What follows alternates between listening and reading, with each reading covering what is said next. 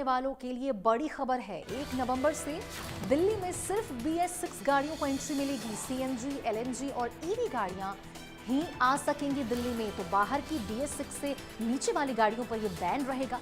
बढ़ते प्रदूषण के चलते ये फैसला लिया गया है। तो ये बड़ी खबर आपको बता रहे हैं, जहां पे दिल्ली में CNG, LNG और EV गाड़ियां आ सकेंगी। तो ये दिल्ली ट्रांसपोर्ट विभाग ने नोटिस जारी किया है, जिसमें अब सभी गाड़ियां दिल्ली नहीं आ पाएंगी। हरियाणा से दिल्ली जाने वालों के लिए बड़ी खबर है, जहां 1 नवंबर से BS4 से नीचे की गाड़ियों को एंट्री नहीं मिलेगी और 1 नवंबर से दिल्ली में सिर्फ BS6 गाड़ियों को ही एंट्री मिलेगी। तो CNG, LNG और EV गाड़ियां जो हैं वो दिल्ली आ सकेंगी। बता दें कि दिल्ली ट्रांसपोर्ट विभाग ने ये नोटिस जारी किया है। तो अब दिल्ली में कुछ गाड़ियां हैं जिनकी नो एंट्री देखने को मिलेगी और हरियाणा से दिल्ली जाने वालों के लिए ये बड़ी खबर है। 1 नवंबर से BS4 से नीचे की जो गाड़ियां हैं उन्हें एंट्री नहीं मिलेगी। BS6 गाड़ियों को एंट्री दी जाएगी।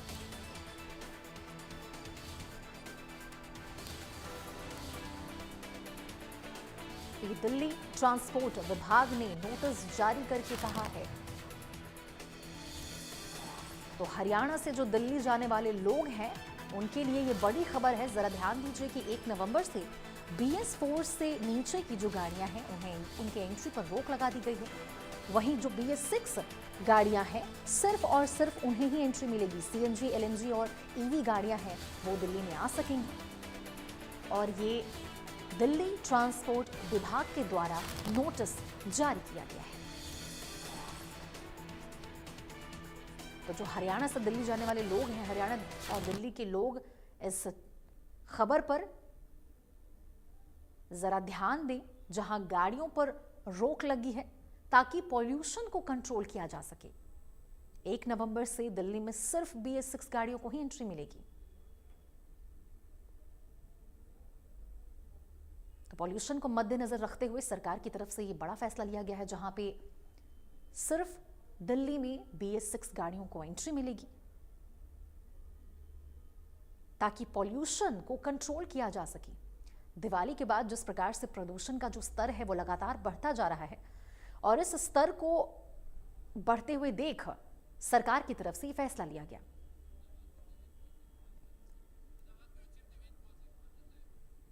फरीदाबाद ब्यूरो चीफ देवेंद्र कौशिक हमारे साथ इस खबर पर ज्यादा जानकारी के साथ लाइव जुड़ चुके हैं।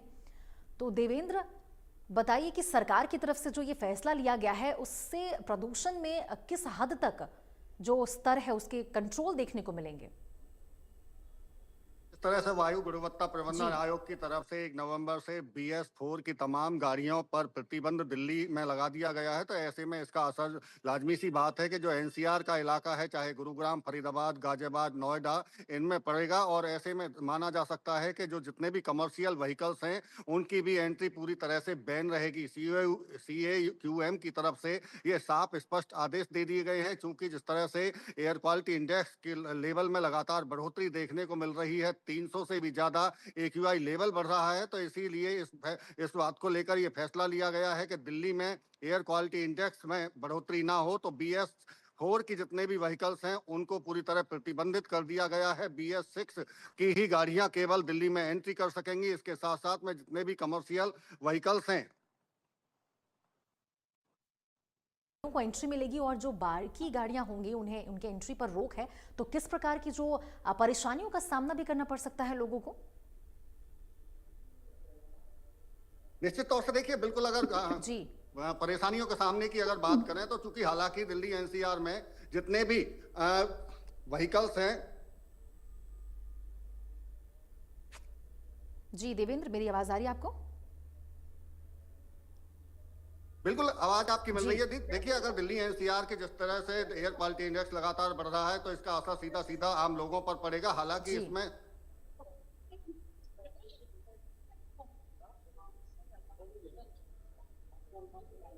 जी देवेंद्र, हम सुन रहे हैं आपको।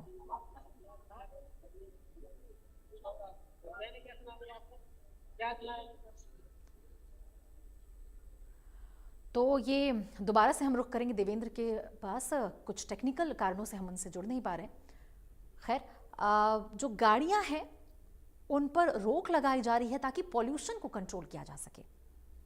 1 नवंबर से BS6 जो गाड़ियां हैं वो उन्हें सिर्फ दिल्ली में एंट्री मिलेगी। तो ये जो हरियाणा से दिल्ली जाने वाले लोग हैं इनके लिए बहुत बड़ी खबर है, क्योंकि ऐसे में कुछ लोग ऐसे भी होंगे जिन्हें इससे परेशानी देखने को मिल सकती है, क्योंकि सिर्फ BS6 गाड़ियों को ही एंट्री मिलने वाली है।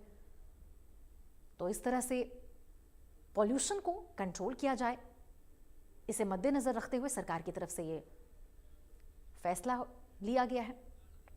आरजू सेठ इस खबर पर ज्यादा जानकारी के साथ जुड़ गए हैं। आरजू, क्या है पूरा मामला और कब से ये नो एंट्री देखने को मिलेगा गाड़ियों पर? जी देखिए, अगर बात करेंगे तो 1 नवंबर से रिस्ट्रिक्शंस जो है वो देश की राजधानी दिल्ली में देखने को मिलेंगे।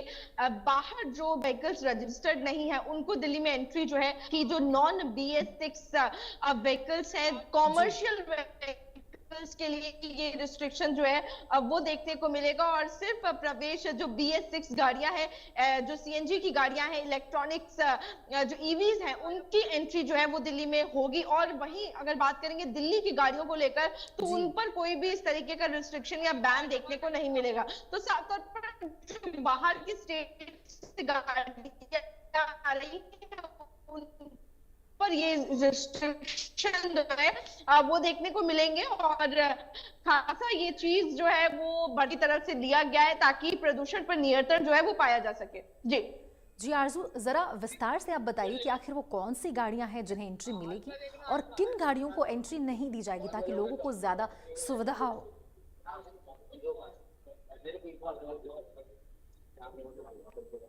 आरजू, मेरी आवाज आ रही है आपको?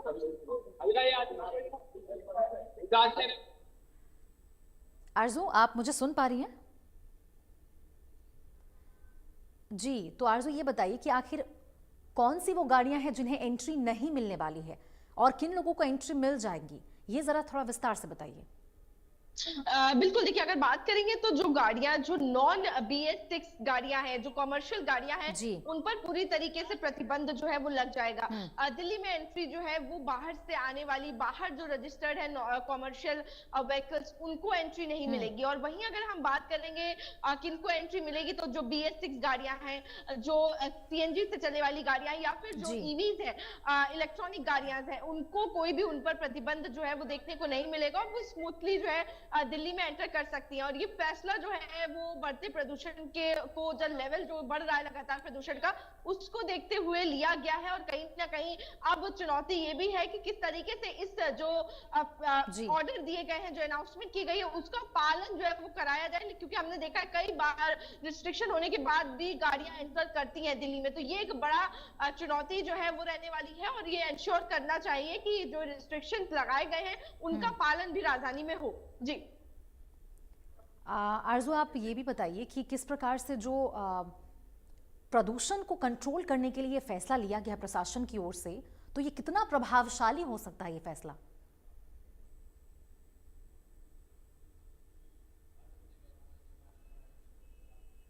चलिए, तो देवेंद्र के पास चलते हैं। देवेंद्र, ये बताइए कि प्रशासन की ओर से ये जो फैसला लिया गया है कि कुछ गाड़ियों पर कंट्रोल किया जाएगा, उनकी एंट्री नहीं मिलेगी, तो पोल्यूशन कंट्रोल में किस प्रकार से ये प्रभावशाली साबित होगा? ये बिल्कुल, देखिए माना जाता है कि जो सबसे ज्यादा पॉल्यूशन 28% होता है चलने से होता है। तो ऐसे में CAQM की तरफ से जो आदेश दिए गए हैं, चूंकि सुप्रीम कोर्ट की तरफ से पहले ही वायु गुणवत्ता प्रबंधन आयोग को निगरानी मॉनिटरिंग करने के आदेश जारी कर दिए गए थे। और समय समय पर जिस तरह से एयर क्वालिटी इंडेक्स में बढ़ावा हुआ, तो पहले स्टेज 1 लागू किया गया ग्रेप का, उसके बाद में ग्रेप 2 लागू किया गया और अब स्थिति ग्रेप 3 लागू करने जैसी हो रही है। तो ऐसे में अब BS4 की जितनी भी गाड़ियां हैं उसको लेकर वायु गुणवत्ता प्रबंधन आयोग की तरफ से उन पर पूरी तरह से 1 नवंबर से रोक लगा दी गई है। चाहे बसों की बात करें, चाहे इसके साथ साथ में जो और कमर्शियल व्हीकल्स हैं, चूंकि दिल्ली में काफी सामान बाहर से आता है और ऐसे में कमर्शियल व्हीकल्स जो डीजल की गाड़ियां हैं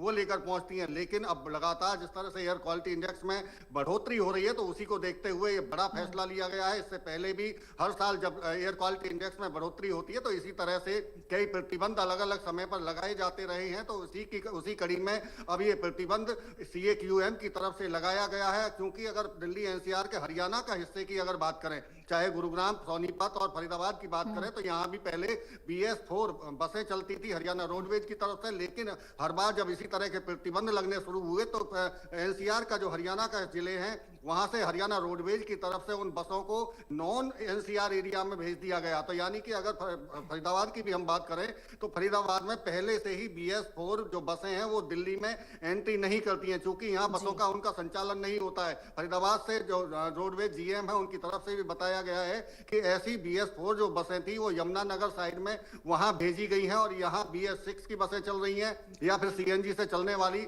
बसों का संचालन किया जा रहा है। तो दिल्ली में फरीदाबाद से जो जाने वाली बसें हैं उसको लेकर हालांकि नियम जरूर बनाए गए हैं, आदेश जरूर लागू किया गया है, लेकिन बसों का संचालन नहीं होता। लेकिन जो कमर्शियल व्हीकल्स हैं उनसे काफी संख्या में सामान दिल्ली में जाता है, लेकिन अब उन पर भी 1 नवंबर से पूरी तरह से प्रतिबंध लगा दिया जाएगा। तो निश्चित तौर से परेशानी जरूर होगी, क्योंकि जो कमर्शियल व्हीकल्स में भी अगर बात करें तो इमरजेंसी व्हीकल्स को लेकर छूट रहेगी, लेकिन तमाम जो दिल्ली के बॉर्डर एरिया हैं वहां DPCC यानी कि दिल्ली पॉल्यूशन कंट्रोल कमेटी की तरफ से निगरानी इस बात को लेकर रखी जाएगी कि कोई भी पॉल्यूटेड व्हीकल्स जो पॉल्यूशन फैलाता हो ऐसे व्हीकल्स दिल्ली में एंट्री ना करें। उन पर रोक लगाने के लिए वहां टीमों का गठन किया जाएगा, वो पूरी तरह से निगरानी रखेंगी। और जो बाकी का NCR का हिस्सा है, चाहे हरियाणा सरकार की बात करें, उत्तर प्रदेश सरकार की बात करें, तो उनको भी आदेश CAQM की तरफ से जारी कर दिए गए हैं कि 1 नवंबर के बाद में बहुत शुक्रिया देवेंद्र। एक ब्रेकिंग खबर सामने आ रही है, तो CM सैनी कुरुक्षेत्र में मौजूद हैं। हम आपको बता रहे हैं एक बड़ी खबर, जहां अभी CM सैनी कुरुक्षेत्र में मौजूद हैं।